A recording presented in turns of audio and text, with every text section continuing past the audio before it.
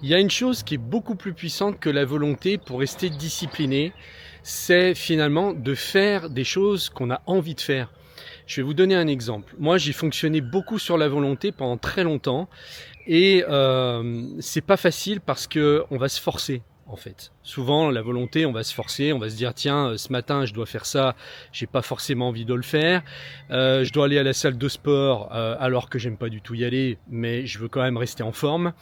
Je vais m'organiser, je vais faire un plan super détaillé pour avoir vraiment un agenda de ministre où tout va être super réglé au quart d'heure près.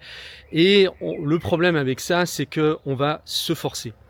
Et donc moi, ce que j'essaye de faire aujourd'hui, c'est d'avoir une discipline, mais tout en y mêlant le plaisir avec. C'est-à-dire que je me force plus. Par exemple, là, ces derniers mois, enfin bon, je dirais même ces dernières années, je travaillais chez moi, mais j'en avais marre en fait, parce que voilà, je me sentais isolé, j'étais derrière un écran toute la journée et c'était plus possible. Donc, ce qui s'est passé, c'est que je me suis vraiment fatigué à force et que j'arrivais plus du tout à travailler comme je le faisais avant, parce que j'ai travaillé chez moi pendant facilement 15-20 ans en étant seul. Et donc j'ai pu le faire ça pendant très longtemps, jusqu'au moment où ça a été ça devenait de plus en plus difficile. Et en fait, ce qui me fatiguait, c'était plus de sortir, c'était de rester dans ma zone de confort derrière l'écran en fait qui me fatiguait. Et donc j'avais plus la flamme et j'avais plus l'énergie pour travailler. Donc j'ai complètement changé ça depuis octobre dernier. D'abord en travaillant en espace coworking, où là je me suis senti revivre parce que j'étais plus dans le même cadre chez moi. Et le cadre, ça compte énormément. À chaque fois que vous allez faire quelque chose, interrogez-vous, est-ce que l'endroit est propice à ce que vous allez faire? Parce qu'il y a un certain type d'activité qu'on va mieux faire en étant chez soi. Et puis, il y a d'autres activités qu'on va beaucoup mieux faire quand on est dehors. Par exemple, moi aujourd'hui, je me sens beaucoup plus inspiré pour travailler quand je suis dehors et qu'il y a du mouvement autour de moi. Donc j'hésite absolument pas à aller par exemple travailler dans des cafés, même me poser dans des centres commerciaux, là où ça vibre, là où il y a du mouvement. Et bizarrement, là où on aurait pu penser que ça me fatiguait de voir du monde, surtout dans les centres commerciaux, en général ça vide vraiment de son énergie. Moi, ça fait le contraire, ça me recharge, parce que ce qui me décharge aujourd'hui, c'est de rester tout seul chez moi. Voilà.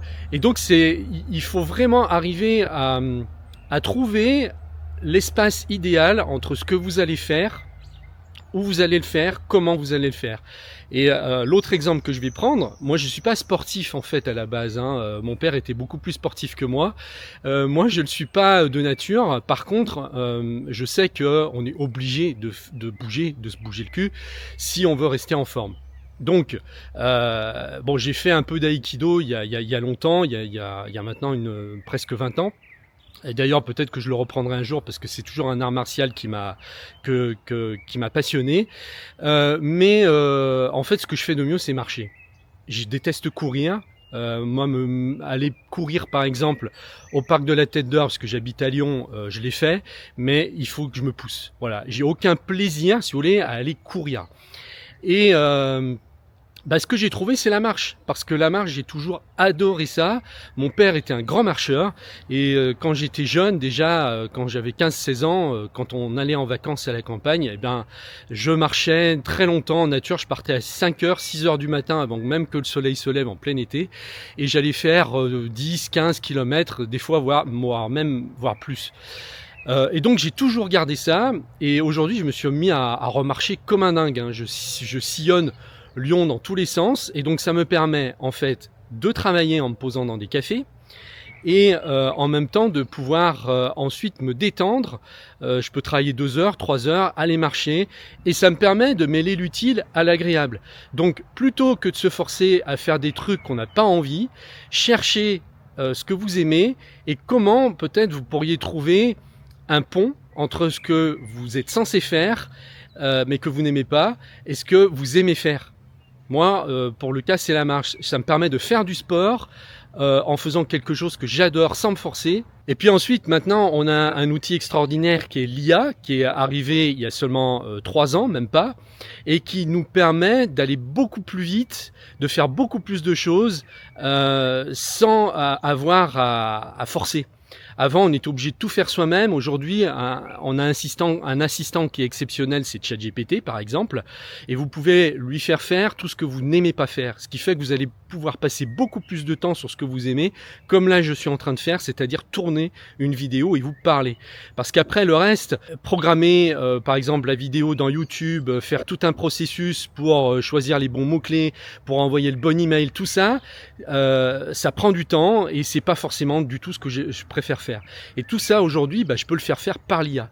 Donc du coup, je suis arrivé depuis quelques mois vraiment à être discipliné sans me forcer, sans me pousser. Et ça, c'est vraiment la meilleure chose qui puisse nous arriver pour chacun d'entre nous. Donc essayez de voir comment vous pourriez réorganiser votre vie sans vous forcer, en faisant ce que vous aimez, en gardant une discipline, mais jamais en vous forçant, ou en tout cas en vous forçant le moins possible.